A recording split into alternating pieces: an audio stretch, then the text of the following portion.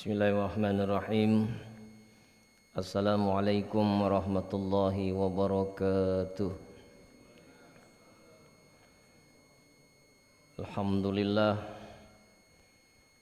Alhamdulillahi rabbil alamin. Zalikumullahu rabbukum la ilaha illahu khaliqu kulli syai'in fa'buduh wa huwa ala kulli syai'in wakil. Asyhadu an la ilaha illallahul qawiyyul mubin wa asyhadu anna Muhammadan abduhu wa rasuluh. Allahumma salli wa sallim ala sayyidina Muhammadin wa ala alihi wa sahbihi ajma'in. Subhanaka la ilma lana illa ma 'allamtana innaka antal alimul hakim. Rabbi shrah li sadri wa yassir li amri wahlul 'uqdatam min lisani yafqahu qawli. Semoga Allah yang Maha Pengasih lagi Maha Penyayang akan senantiasa mengaruniakan kepada kita semua hati yang selalu senantiasa merasa diawasi oleh Allah, hati yang benar-benar tentram, ikhlas, tulus, hati yang semata-mata hanya mengharapkan ridho Allah Subhanahu wa ta'ala. Allah yang Maha Kuasa atas segala sesuatu, penggenggam dari segala kejadian, yang Maha menciptakan lagi Maha menyempurnakan dari setiap ciptaannya. Dan dialah Allah satu-satunya Tuhan kita yang tidak pernah meninggalkan kita dalam keadaan suka dan duka. Dan dialah Allah yang Maha melihat, yang Maha mendengar, yang Maha menyaksikan, yang Maha menatap. Tidak ada dosa yang pernah kita lakukan yang tidak dilihat. Tidak ada maksiat yang sering kita lakukan secara terang-terangan atau mungkin secara sembunyi-sembunyi yang tidak disaksikan oleh Allah. Bahkan tidak ada sekecil aib pun yang tidak diketahui oleh Allah. Apapun yang pernah kita lakukan selama hidup di dunia ini, kelak nanti di akhirat semuanya akan diminta pertanggungjawaban oleh Allah Subhanahu wa ta'ala. Beriring salam kepada baginda besar Muhammad sallallahu alaihi wasallam, kepada keluarga, sahabat, zuriatnya, begitu juga pengikutnya yang setia. Mudah-mudahan diri-diri ini akan diberikan syafaat melalui baginda besar Muhammad sallallahu alaihi wasallam, dan kita yang hadir di sini bersama keluarga insyaallah akan diakui sebagai umatnya Nabi Muhammad sallallahu alaihi wasallam. Bapak-bapak, ibu-ibu, tuan dan puan yang insyaallah akan dimuliakan oleh Allah. Kita akan lanjutkan kajian kita pasal 29 Minal Hikami Ibnu Athaillah As-Sakandari rahimahullah wa nafa'ana bi ulumi. Qala Imam Ahmad Ibnu Athaillah As-Sakandari, talabuka min huttihamun lahu wa talabuka lahu ghairu batun anhu minka wa talabuka li ghairihi likillati hayaika minhu wa talabuka min ghairihi li wujudi bu'dika anhu. Permintaanmu kepada Allah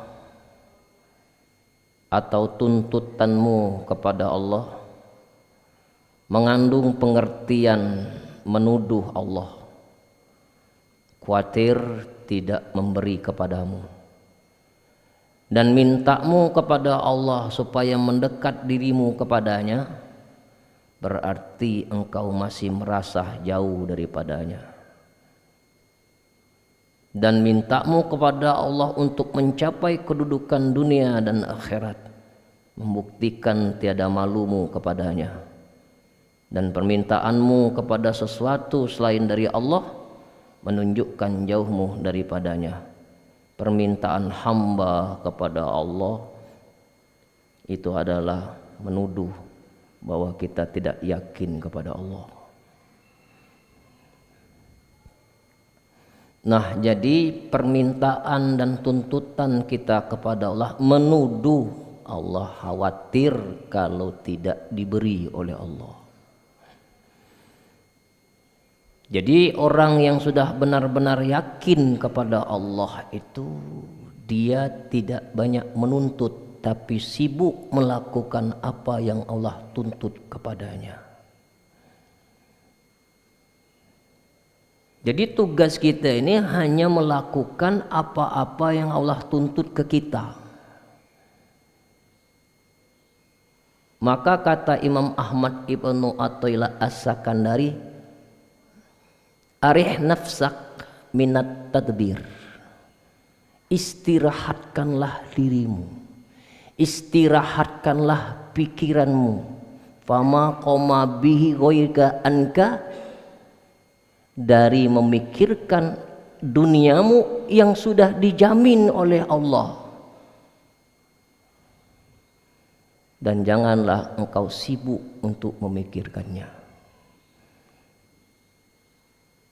Jadi kita dituntut untuk menyerahkan semua urusannya kepada Allah dan mengistirahatkanlah pikiran kita dari sesuatu apa-apa yang sudah dijamin oleh Allah. Apa yang sudah dijamin oleh Allah itu 4. Maut, rezeki, jodoh, nasib. Itu semua sudah dijamin. Makna di sini jangan banyak menuntut di sini adalah kau tetap berjalan seperti layaknya manusia, kau bekerjalah, kau usaha berusahalah, kau jadi pegawailah, kau jadi pejabatlah, kau jadi aparat jadilah aparat, tapi jangan menyelisihi Tuhan. Jangan jadi budak dunia. Karena hakikatnya kita hidup di dunia ini tidak pernah terlepas dari sunnatullah. Jadi jangan dimaknai kalau begitu enggak usah usaha, salah itu. Tetap kalau enggak punya uang kerja, kalau sakit berobat. Nah, jadi jangan ada perasaan kita meminta menuntut Allah dengan ancaman-ancaman. Ya Allah, andaikan tahun 2025 ini aku tidak diberi jodoh, berhenti aku sholat. Oh, itu tak boleh, itu ngancam tuh. Jadi seolah-olah Allah tuh butuh kita. Seluruh dunia ini tak nyembah dia, dia tetap mulia. Seluruh dunia ini menyembah dia juga tidak menjadi dia mulia. Jadi kita ibadah ini jangan mengejar target duniawi. Dan kita sering melakukan ibadah-ibadah di dunia ini berharap agar ibadah itu bisa melapangkan duniamu.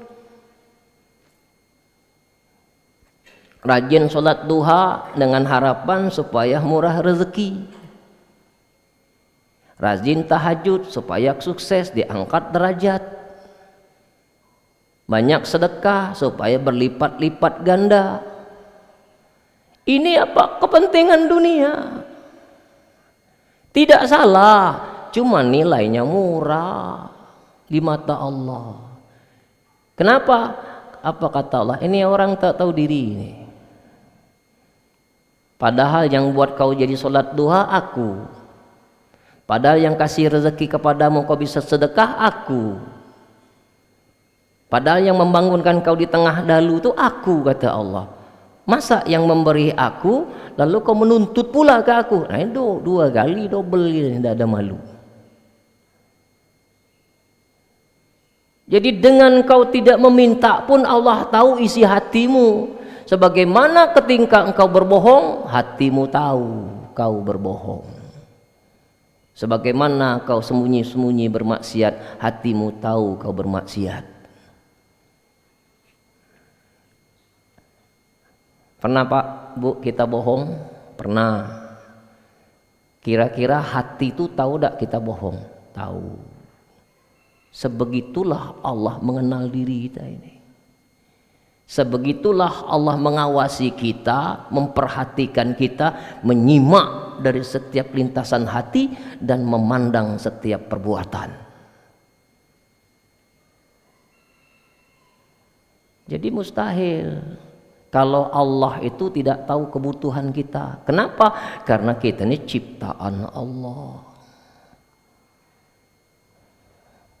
Jadi sebelum kita dijadikan makhluk di dunia ini, Allah telah menentukan takdir setiap makhluk.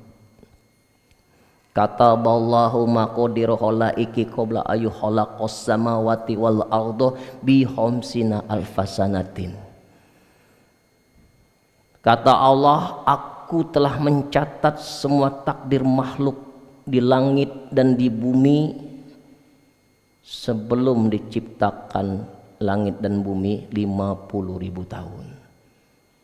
Jadi sebelum terjadinya penciptaan alam ini, skenario perjalanan hidup kita ini sudah tertulis rapi sesuai dengan kadarnya masing-masing. Khalaqnahu biqadar, diciptakan sesuai dengan kadarnya, tidak lebih tidak kurang. Termasuklah rezeki, tidak lebih tidak kurang, termasuk jodoh. Bisa 2, bisa 3, dan tidak mungkin ketukar. Kalau jodoh kamu 3 kali nikah, pasti 3 kali nikah. Tunggu saja. Kalau takdirnya istrinya 3. Jadi tidak usah khawatir bapak-bapak. Kalau memanglah bagian kamu begini 4, pasti dapat.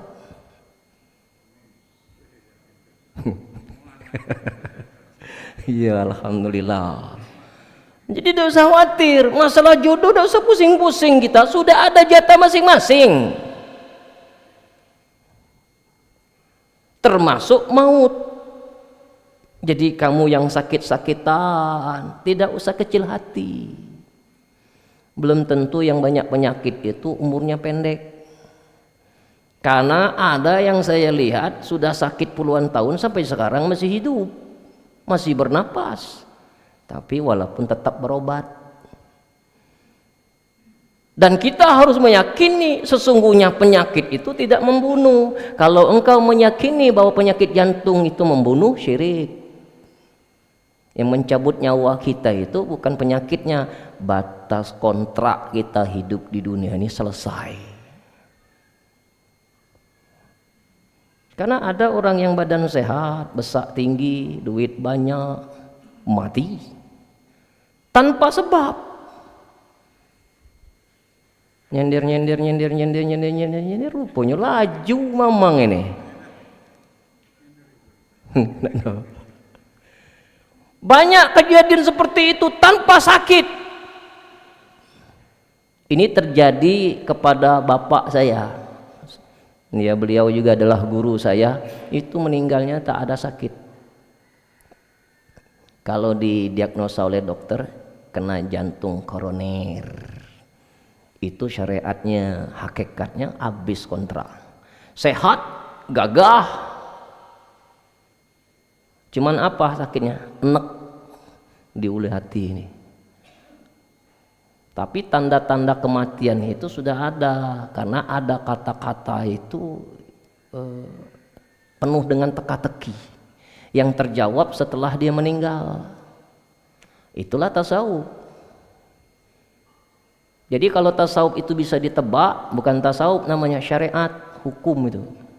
Tapi ilmu hikmah ini penuh dengan teka-teki, disuruh berpikir keras kita untuk menemukan jawabannya. Termasuklah nasib. Nasib ini juga sudah dikadari. Sehebat apapun usahamu ingin jadi polisi, gagal.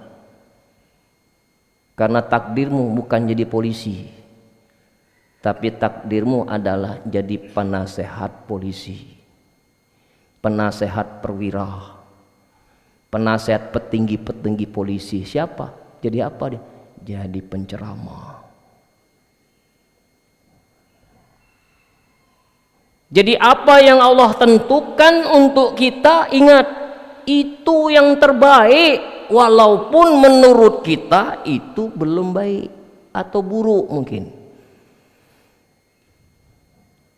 Nah, jadi jangan kita sering mengeluhkan nasib. Umurlah tua,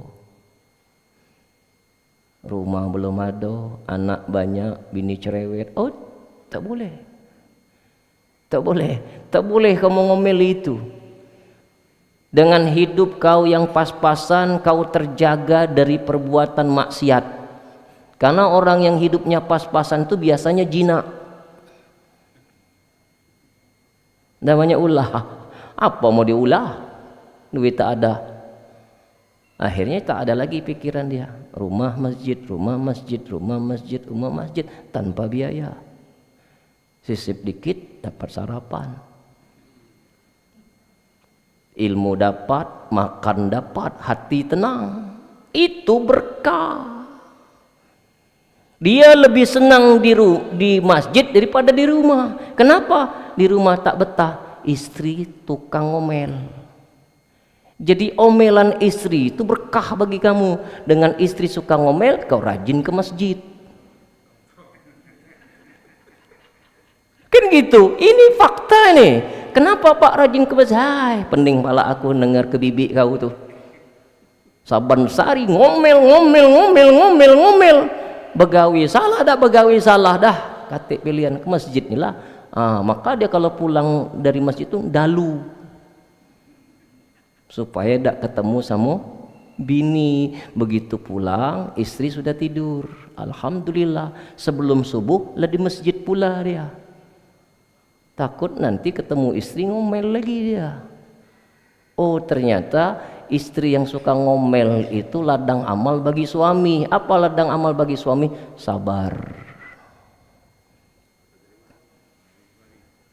Itu banyak Pak hikmah. Jadi jangan kita menyesali keadaan. Aduh, anakku ini semuanya nakal. Sudah dinasehat masih tetap nakal. Ladang amal orang tuanya, ladang amal sabar. Innallaha ma'as sabirin. Allah bersama orang-orang sabar. Nanti di akhir hayat dia tuh bahagia dengan kesabaran dia itu. Anaknya nakal tetap dimaafkan. Anaknya susah tetap dibantu. Ini ada kepuasan batin, tidak ada penyesalan di kemudian hari. Kenapa? Anak-anak yang nakal itu bisa mengangkat derajat dia di sisi Allah. Dia tidak mendoakan yang buruk. Dia selalu mendoakan anaknya supaya anak itu jadi anak yang soleh dan soleha. Ternyata begitu orang tua sudah meninggal, anaknya jadi soleh. Ternyata ketika orang tua masih hidup, anaknya nakal, itu ujian untuk orang tua. Itu banyak yang saya lihat ketika kedua orang tua telah meninggal baru sadar. Kenapa kau taubat? Aku ingat pesan bapak, aku ingat pesan ibu. Nah, penyesalan dia itu membuat dia berubah. Tapi sayang sekali, sekarang sayang 1000 kali sayang, dia berubah setelah orang tuanya meninggal. Itu banyak Pak kejadian. Banyak ada orang tua berdoa, ya Allah murahkan rezeki kami ya Allah. Tapi orang tuanya tidak murah-murah rezekinya, buntu sepanjangan. Ternyata doa itu disimpan oleh Allah untuk siapa? Untuk anak cucunya. Banyak Pak, ya Allah kapan bahagia hidup ini? Lahir dari wong saro, lah saro hulu. Nyuklah ko rezeki ya Allah, nyicip dikit mah ya Allah, tak usah banyak-banyak sampai mati tak dapat. Oh, ternyata doa yang sungguh-sungguhmu kepada Allah itu Allah simpan untuk anak dan keturunannya. Begitu meninggal, anak dan keturunannya sukses semua. Nah, ini bukti. Bukti bahwa Allah itu tahu. Bukti bahwa Allah itu maha adil. bukti bahwa Allah itu maha bijaksana. Tidak usah meragukan lagi itu semua. Tidak usah lagi khawatir, la khaufun alaihim walahum yahzanun. Tidak perlu takut lagi dengan masa depan yang bakal terjadi, dan jangan bersedih dari apa-apa yang Allah ambil darimu. Memang pada hakikatnya tidak ada yang kita miliki, karena fitrahnya manusia itu fakir. Sebagaimana kita lahir ke dunia ini dalam keadaan kosong. Begitu dikasih anak, dikasih istri, dikasih rumah, dikasih pangkat, jabatan, kedudukan, pekerjaan, kemuliaan, itu semua adalah mimpi. Mimpi.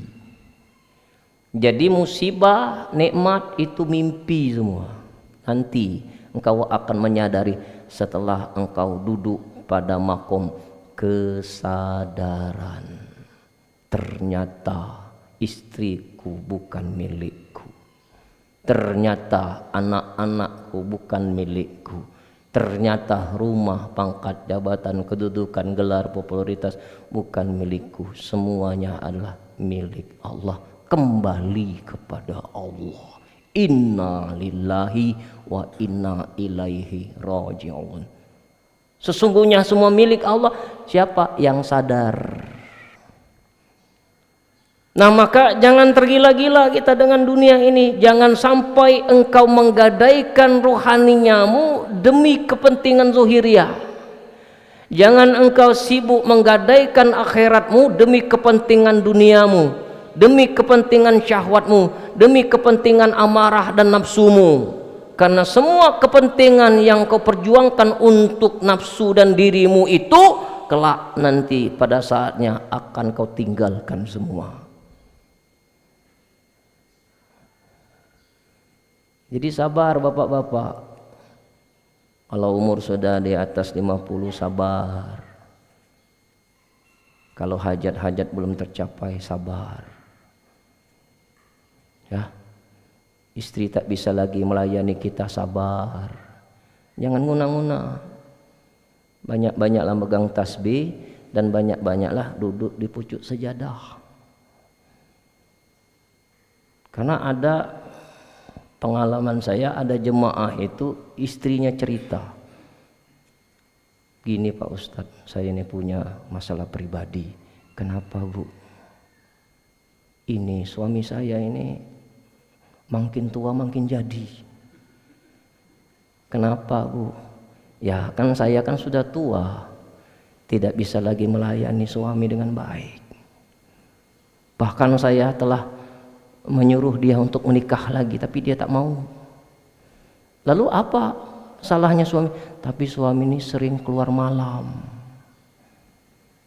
Ngapa Ibu? Nah itu yang saya takutkan itu. Jajan, duit banyak, lapang, ya jajan, jadi emperan. Apa yang terjadi? Maka pernah saya bahas itu, orang yang keseringan berbuat maksiat itu dua yang bakal Allah buka. Satu, Allah buka aibnya. Kedua, dimatikan dalam keadaan maksiat. Ternyata apa yang terjadi? Mati dalam keadaan maksiat sedang berzina. 7 turunan Pak, rusak nama baiknya itu gara-gara dia tidak bisa menahan hawa nafsu syahwatnya. Dia relakan rohanianya hancur, akhiratnya hancur demi kepentingan zuhiriyahnya. Nah jangan, rugi kalian. Karena zuhiriyah ini hanya berguna di saat kita masih hidup. Begitu sudah mati, lepas kau. Ini untuk yang bapak-bapak, sabar, tahan kalah. Dengar lagi mati kita ini. Pasti mati Pak, tak mungkin hidup terus. Nah kalaupun kalian tidak bisa menahan itu bakal menjadi mudorot, ngomong sama istri, katakan kepada istri, Mah, kenapa kita nih hidup sudah bahagia, rumah sudah bagus, duit deposito ratusan miliar, kebun ratusan hektar, bedeng puluhan pintu, bahkan ratusan, usaha kita maju. Jadi maksud Papa kenapa? Bapak ingin berbagi kebahagiaan.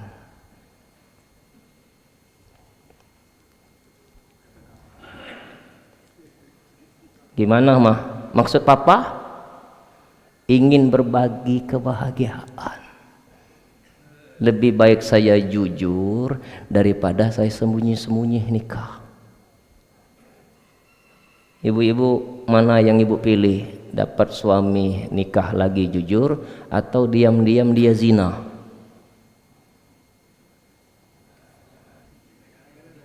Nah, kau kasih jawaban. Ada ibu-ibu di belakang? Ada ya? Nah.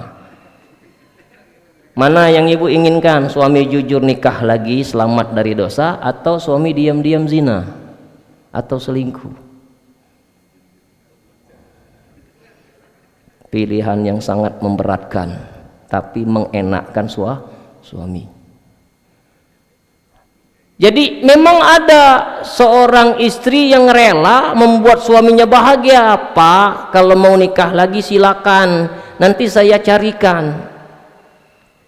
Ada yang seperti itu tapi sudah meninggal, orang dua-duanya sudah meninggal. Ada yang setia, saya tidak mau. Nah maksud saya tuh sabar itu gini. Kesabaran itu pertolongan dari Allah. Jangan sampai kita tertipu. Sudah banyak-banyaklah mengkaji diri, mengenal diri. Tidak usah sibuk lagi dengan urusan-urusan yang rendahan seperti itu. Tidak habis cuman urusan rendahan itu. Seperti kita meminum air di lautan, semakin diminum makin haus. Dunia ini begitulah, makin dikejar makin dahsyat cinta kita kepada dunia ini. Karena kata Nabi dari Zaid bin Sabit, Rasulullah bersabda, man kanatid dunya hamma faraqallahu alaihi amruhu. Barang siapa yang tujuan hidupnya dunia, maka Allah akan hancurkan semua urusan duniawinya. Allah cerai-beraikan urusan dunianya, tapi sholat Ustadz dia tuh. Iyo, badannya yang sholat, hatinya tak sholat.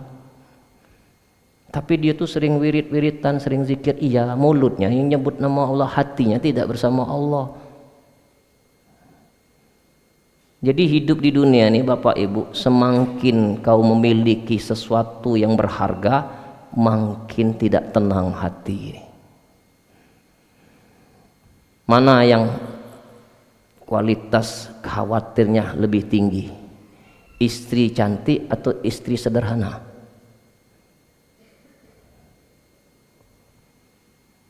Bahasa jelasnya, istri cantik atau jelek? Mana tingkat khawatirnya lebih tinggi? Yang cantik. Nah, jadi kamu mencari jodoh jangan yang terlalu cantik. Cemas kau, was-was. Tapi kalau dapat bini jahat aman. Tidak ada yang mengkhawatirkan itu. Dan tidak ada orang suka sama istri kita. Tapi kalau cantik, was-was, kalau keluar kau berpikir macam-macam, sedang apa istriku, sedang apa istriku, apalagi yang sering dinas di luar. Takut merasa istri kesepian, nanti dia selingkuh, nah itu merusak. Mana yang lebih khusyuk sholat ketika pakai sepatu 10 juta atau 100 ribu? Yang lebih khusyuk itu, ini tergantung dari pribadi masing-masing. Umumnya yang lebih khusyuk itu pakai sepatu yang 100 ribu, lebih hikmat daripada pakai sepatu yang harga 10 juta.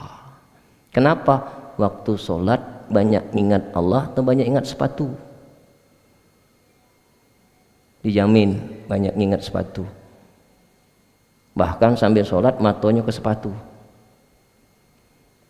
Maka hidup kesederhanaan yang Allah takdirkan dalam hidup kita itu hakikatnya pemberian kepada kita. Apa pemberian? Keselamatan. Sakit juga itu semua pertolongan dari Allah dan tidak usah banyak menuntut. Kalau sakit itu bisa membuat kita jadi sadar dan sakit itu bisa membuat kita jadi ingat Allah, nggak usah minta sembuh. Nggak usah minta sembuh. Kenapa? Khawatir nanti kalau sembuh lupa. Ini makom hakikat, jangan diserempekkan dengan makom syariat, tak nyambung. Kalau kebuntuhanmu itu bisa membuat kau terpelihara dari dosa, tidak usah minta kaya.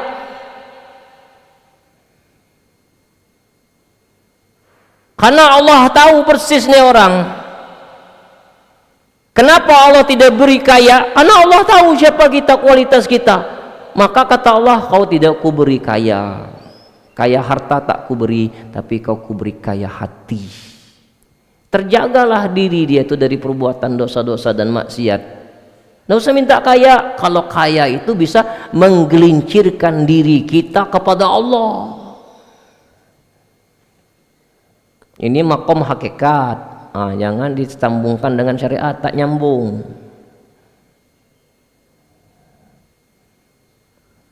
Kenapa kita belum tembus memandang sesuatu itu? Kenapa kita masih memandang dari sifat kebendaan, tidak memandang kepada ruhania, tidak memandang di balik rahasia itu, tidak memandang hikmah yang terjadi, sehingga sempit pikiran kita itu. Nah, jadi kalau kita ini tidak dihargai orang, tidak dimuliakan orang, tidak dilihat orang kebaikan kita, tidak apa-apa. Wa kaffa billahi syahidah, cukuplah Allah sebagai saksi. Orang tidak banyak tahu kebaikan kita tuh selamat. Tidak usah ingin memperlihatkan kebaikan kita di mata makhluk, itu akan mengurangi nikmat kita itu merasa diawasi oleh Allah. Jadi kalau di hati kita itu masih ada yang kau cari selain Allah, itu menandakan kau telah menyelisihi Tuhan. Semua titipan. Jangan merasa kita yang berbuat baik, kita yang berbuat. Ma sobaka min hasanatin faminallah. Tidak ada kebaikan yang ada pada diri, sesungguhnya kebaikan itu datang dari Allah. Maka jangan ngaku-ngaku yang baik itu kamu, jangan ngaku-ngaku yang alim itu kamu, jangan ngaku-ngaku yang sedekah itu kamu, jangan ngaku-ngaku yang soleh itu kamu. Analoginya begini, kalau saya punya uang 500 juta, saya titip sama Pak Haji. Pak Haji, ini uang 500 juta ya, saya titip ke Pak Haji dan sedekahkan kepada fakir miskin. Nah, lalu Pak Haji tadi uang 500 juta dari saya tadi dia bagikan, tapi dia bilang, "Nah, bapak-bapak, ibu-ibu ya, saya sedekah ya untuk kalian." Nah, kira-kira saya mengetahui dia ngakui itu uang dia, marah tak? Marah. Begitulah diri kita ini. Kalau kau mengaku-ngaku kau yang pintar, mengaku-ngaku kau yang bersedekah, ngaku-ngaku kau berbuat baik, Allah tuh marah. Kenapa? Allah punya sifat pencemburu. Jadi tak boleh. Kalau kita berbuat baik, bukan kita yang baik itu, tapi Allah menitipi kebaikan itu kepada tubuh ini. Cuman sekadar liwat saja, liwat. Dan beruntung kita dipilih oleh Allah menjadi jalan kebaikan. Yang kita banggakan itu bukan sedekahnya, yang kita banggakan, kita bahagiakan itu adalah Allah menitipkan kebaikan itu kepada kita. Itu saja, lebih dari situ tak boleh. Tidak boleh diakui itu semua. Mengakui itu sama engkau telah melakukan kesyirikan. Bahkan dalam pandangan hakikat makrifat, siapa yang merasa dirinya ada, syirik. Aku. Itu syirik. Kenapa? Kau menjadikan Allah itu nomor 2. Tak boleh. Allah itu tetap number 1. Tidak boleh kita mengedepankan diri kita, mengenyampingkan Allah. Nah, jadi banyak-banyaklah satu berbaik sangka kepada Allah. Yang kedua, banyakin tobat. Kenapa kita sering banyak nuntut, tapi yang dituntut oleh Allah belum kau lakukan? besaklah pasak daripada tiang. Ini yang sering mimpi. Begitu doa tidak dikabulkan, kecewa, marah-marah. Percuma saya sholat, percuma saya membaca surat 1000 dinar, sampai sekarang masih buntu. Nah kau berapa puluh tahun Pak sudah ngamalkan? Sudah 15 tahun saya ini sholat duha. Apa yang Bapak dapat? Tak ada. Bapak paham enggak sebenarnya ada yang rezeki lebih besar daripada materi yang Bapak harapkan? Apa? Bapak sudah bisa sholat duha, itu rezeki. Rezeki, karena tidak seluruh orang bisa menyisipkan waktunya di pagi hari untuk sholat duha. Bapaklah dapat rezeki itu. Tapi kan bukan itu yang kupinta. Nuntut. Nah sekarang kata Allah, nanti andainya nanti diberi oleh Allah kau kaya, diberi oleh Allah kau harta, tapi nikmat yang lain dicabut oleh Allah, dibuat kau penyakit, dikasih penyakit kanker otak atau penyakit pabrik gula. Begitu banyak duit makan bebas, akhirnya kena penyakit diabetes. Begitu sudah banyak duit, badan terkapar di rumah sakit, ngomong, iman tahu mah ini lemak laku buntu, yang penting sehat. Nah uji Tuhan, cak mano kau nih, dak dinjuk duit kau berutu, dikasih duit ngeluh pula kau ini. Nah jadi jangan banyak ngeluh hidup ini, banyak bersyukur. Alhamdulillahi ala kulli hal. Bersyukurlah dalam keadaan apapun, suka maupun duka. Nah aku rasa itulah Pak yang pacak ku sampaikan. Tidak panjang memang, tapi yang penting bisa masuk ke hati. Memang penelitian itu sudah melakukan penelitian dan proyek besar ini. 1 jam itu 45 menit. Kenapa? Kalau sudah lewat dari 45 menit tidak nyambung. Nah jadi 1 jam pelajaran saja, 1 SKS. Mudah-mudahan bisa bermanfaat. Wallahu a'lam bishawab. Ya silakan kalau ada yang mau ditanya. Assalamualaikum warahmatullahi wabarakatuh. Waalaikumsalam warahmatullahi wabarakatuh. Izin bertanya Pak Ustadz. Ya. Menyikapi bab ini sama dengan menyikapi takdir di bab-bab sebelumnya. Benar. Jadi yang Ustadz tadi sampaikan tentang doa, ketika kita berdoa meminta sesuatu kepada Allah, seakan-akan kita ada percaya dengan Allah. Seakan-akan. Jadi ini masuk ke dalam diri saya. Saya selalu berdoa ingin sembuh dengan penyakit ini. Tetapi mendengar keterangan bab ini rupanya salah, bukan salah, tapi ya memang itu. Karena kita seakan-akan tidak percaya dengan kebesaran Allah. Masya Allah. Jadi gimana Pak Ustadz ketika saya berdoa selama ini, sifatnya bukan sifatnya, tepatnya di berdoa secara syariat saya ini kan, ketika Ustadz terangkan bahwa dalam hakikatnya memang kita harus berubah, menyerahkan diri, menghilangkan keakuan, karena semuanya itu adalah dari Allah. Masya Allah. Bagaimana caranya Pak Ustadz untuk memindahkan makom kita tadi kepada bab ini, Ya. agar supaya rasanya memang sedikit bingung antara syariat ke hakikat ini. Tetapi kan agama itu bukan untuk orang bingung, untuk orang berpikir. Iya. Itu Benar. saja Pak Ustadz. Ya. Gimana tip-tipnya meningkatkan makom kita kepada makam syariat hakikat. Assalamualaikum warahmatullahi wabarakatuh. Waalaikumsalam warahmatullahi wabarakatuh. Jadi kiat-kiat yang kita lakukan itu sebenarnya batal demi hukum. Kenapa batal demi hukum? Yang memindahkan makom itu bukan karena kiat kita, tapi karena Allah ingin mengangkat makom dari satu ke makom yang lain. Contohnya yang sudah Bapak lakukan selama ini, berdoa, ya Allah sehatkan lahir batinku, ya Allah sehat lahir batinku, ya Allah. Mungkin sudah puluhan tahun tuh berdoa. Sampai sekarang nampaknya belum ada titik terang.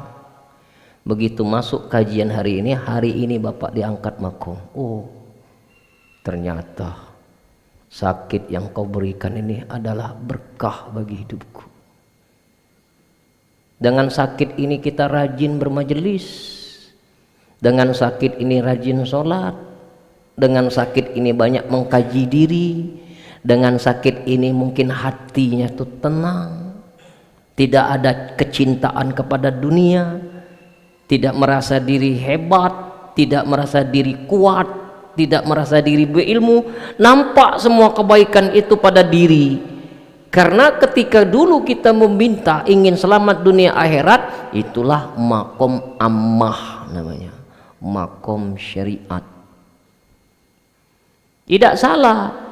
Orang makom ammah ini, orang makom syariat ini, dia yakin kepada Allah, la ilaha illallah, tapi masih nuntut dunia akhirat. Tidak apa-apa, tidak salah, tapi di mata Allah murah. Nah, orang ini kalau mati di makom syariat ini dapat surga, namanya al-jannatu ma'wa. Dapat surga tapi cuman main-main di perkarangan surga. Jadilah ngintip-ngintip tapi tidak masuk, dia cuma di perkarangan saja. Nah, naik makom kita ini Allah yang menaikkan makom kita nih.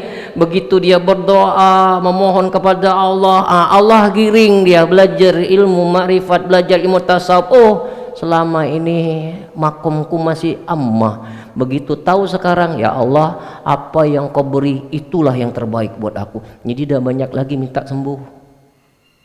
Kalau memang takdir kita sembuh, walaupun kau tidak meminta pasti sembuh.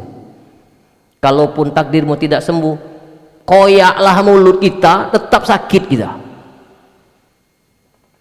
Nah, hari ini pagi ini makom diangkat. Oh, ternyata selama ini aku masih ammah. Sekarang aku paham ini. Orang yang duduk pada makom muridun atau makom khusus atau makom salikun, orang yang sedang meniti di jalan Allah, ketemu jawabannya. Orang yang duduk pada makom khusus ini atau khawas ini, dia yakin kepada Allah, tidak minta dunia, minta akhirat. Jadi kalau doa kita, tuntutan kita itu hanya menuntut untuk urusan akhirat, ini orang sudah duduk pada makom khawas atau disebut dengan salikun. Ini orang mati, ini kalau duduk di makom salikun ini mati, dikasih surga al-jannatu na'im. Sudah masuk ke surga tapi belum masuk kamar. Tahu ada ruang tamu, ada ruang keluarga, tahu dia. Jadilah kalau.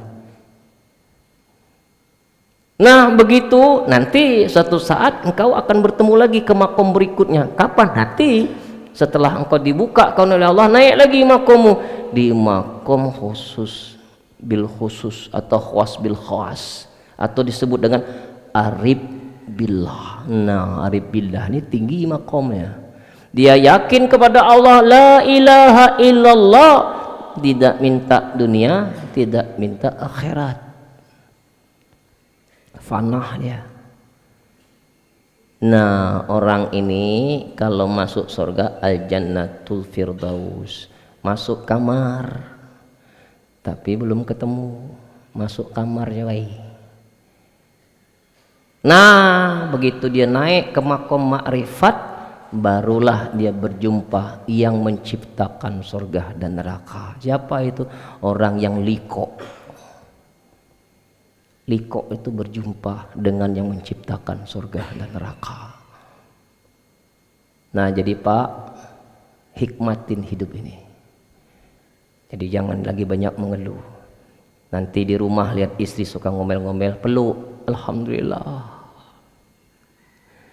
Gara-gara kau cerewet inilah kau jadi baik.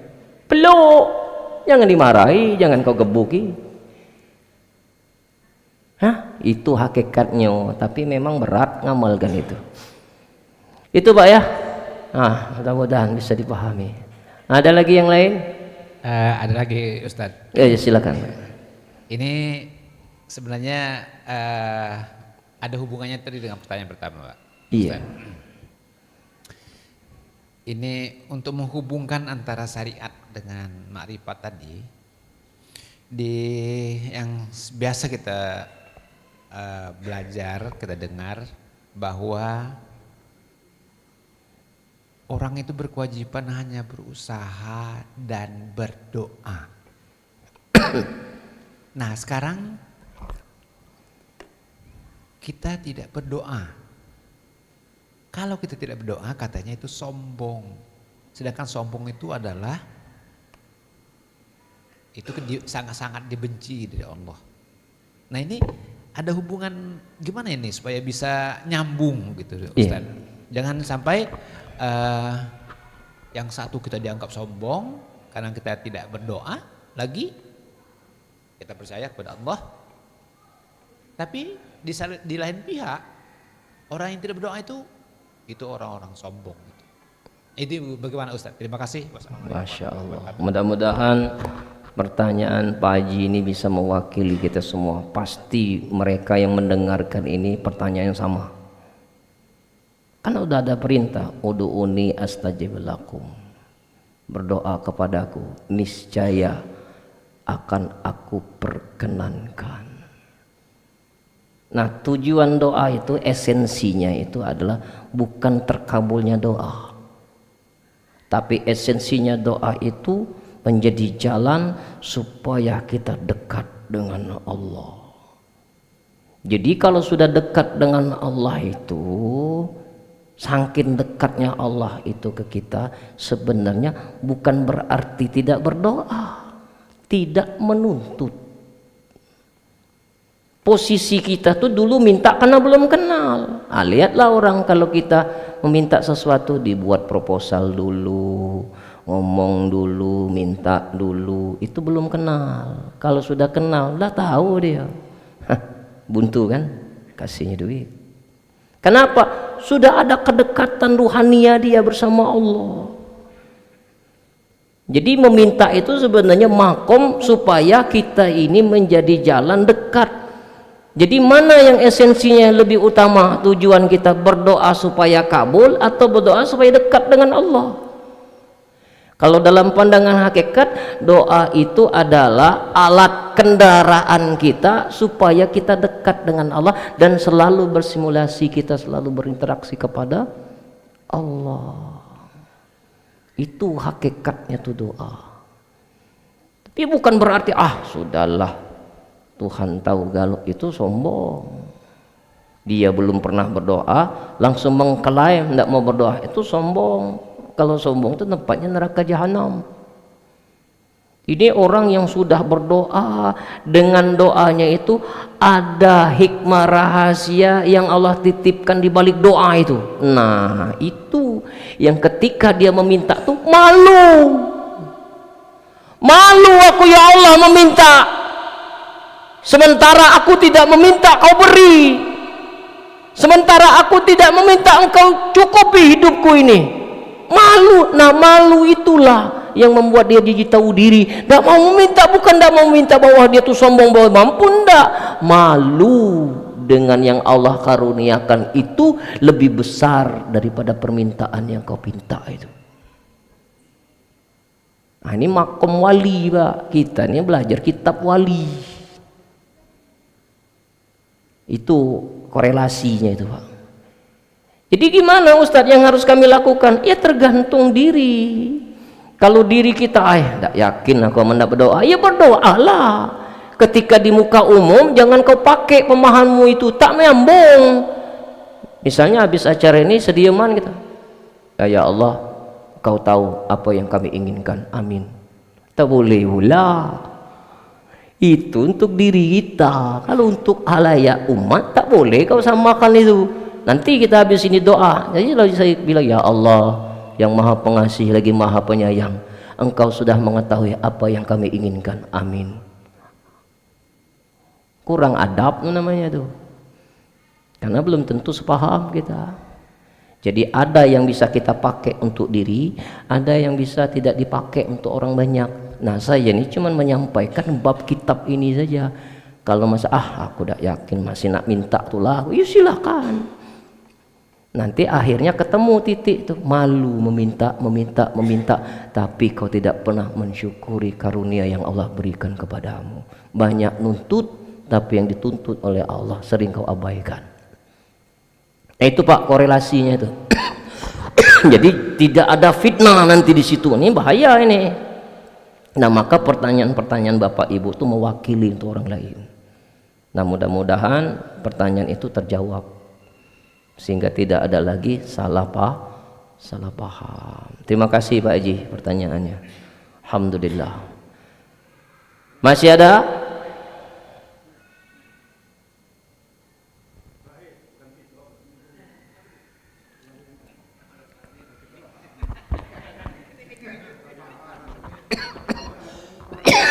Nah, Bapak ini. Ya, silakan nanti sudah itu.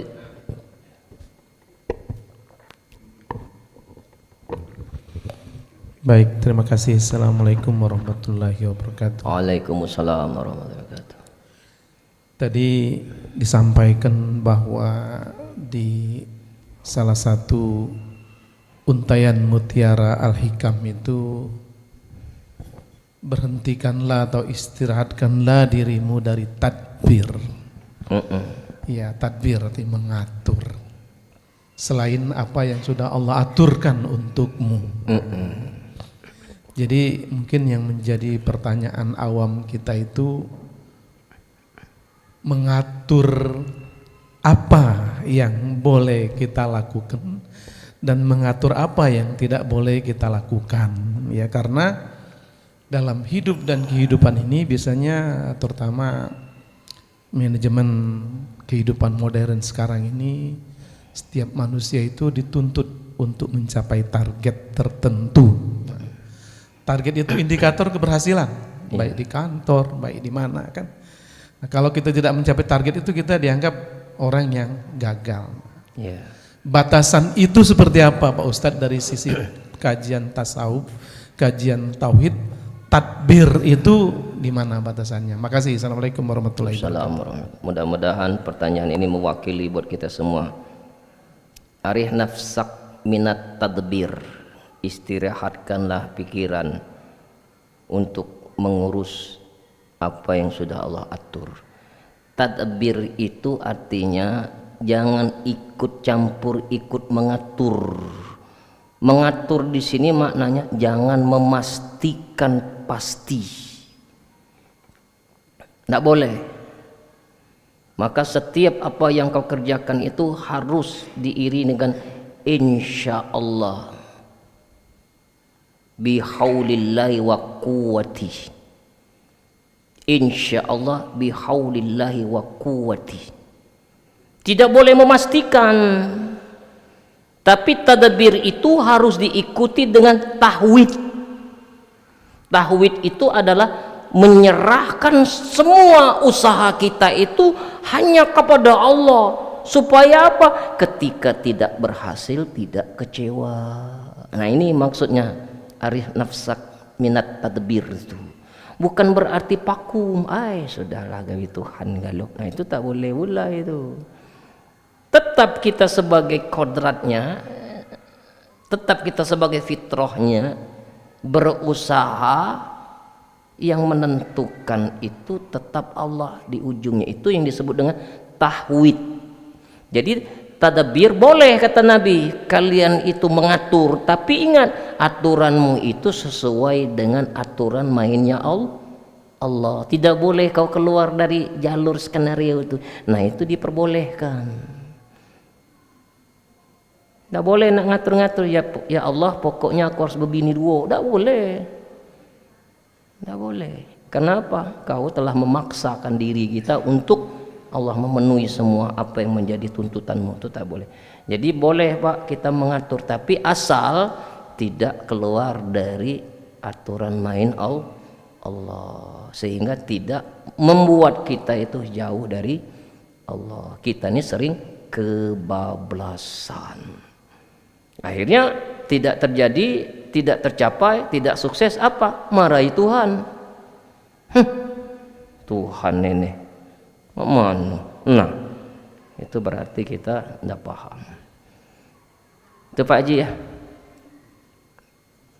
Jadi tadbir itu diiringi dengan tahwid. Tahwid itu adalah menyerahkan semua usaha aturan kita pada akhirnya kembali kepada Allah. Karena kita tidak bisa menghindari dari sifat sunnatullah. Nah silakan Pak, lah kepalangan kan? Ini Pak, saya mau bertanya tentang perkara sholat kan. Iya. Nah, ini kan sholat ini ada yang dianjurkan secara syariat dan hakikat kan.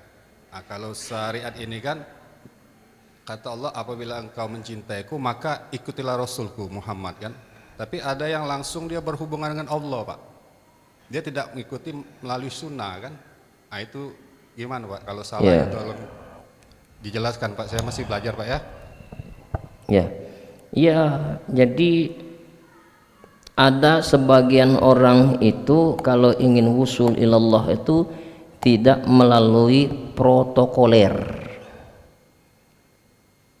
Makso nak ketemu gubernur, bisa, cuma berisiko.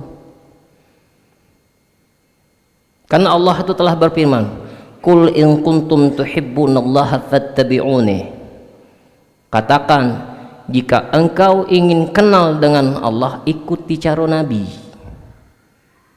ikuti sunnahnya, ikuti Quran yang sudah disampaikan Nabi untuk kita. Jangan keluar dari situ. Maka Imam Malik mengatakan, man tasawwafa walam tuhaqqa faqad tazandaq. Barang siapa yang bertasawuf tanpa fikih, maksudnya tanpa syariat, tanpa mengikuti ajaran Rasul, zindik. Zindik itu apa? Mengada-ada. Kita tasawuf ini belajar, tapi tidak boleh keluar dari syariat. Kalau keluar dari syariat, apa kata Imam Malik? Zindik, mengada-ada. Sebaliknya, belajar syariat tanpa tasawuf, fasik, sesat. Man jama'a bainahuma faqad tuhaqqa. Siapa yang menggabungkan syariat dan hakikat, itulah yang benar. Nah, jadi hakikat dengan syariat itu beriringan.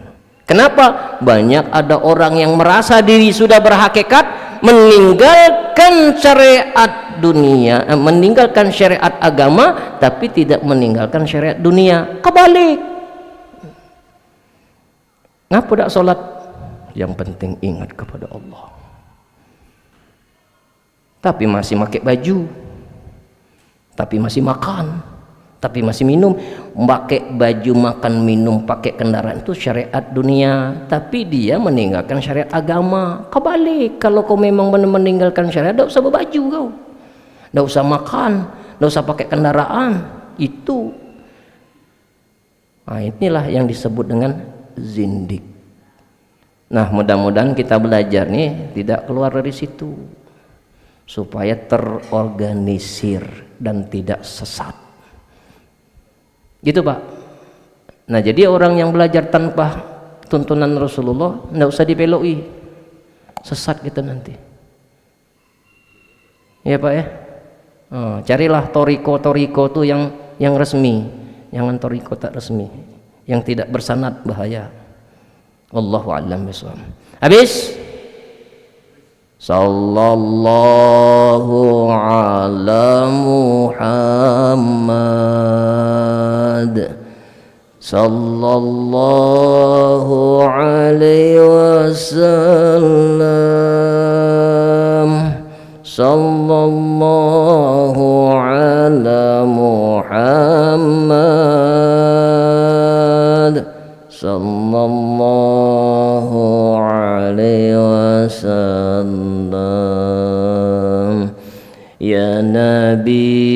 salam alaika.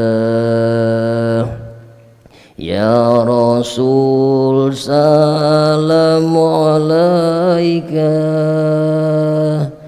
Ya Habib salam alaika. Salawatullah alaika.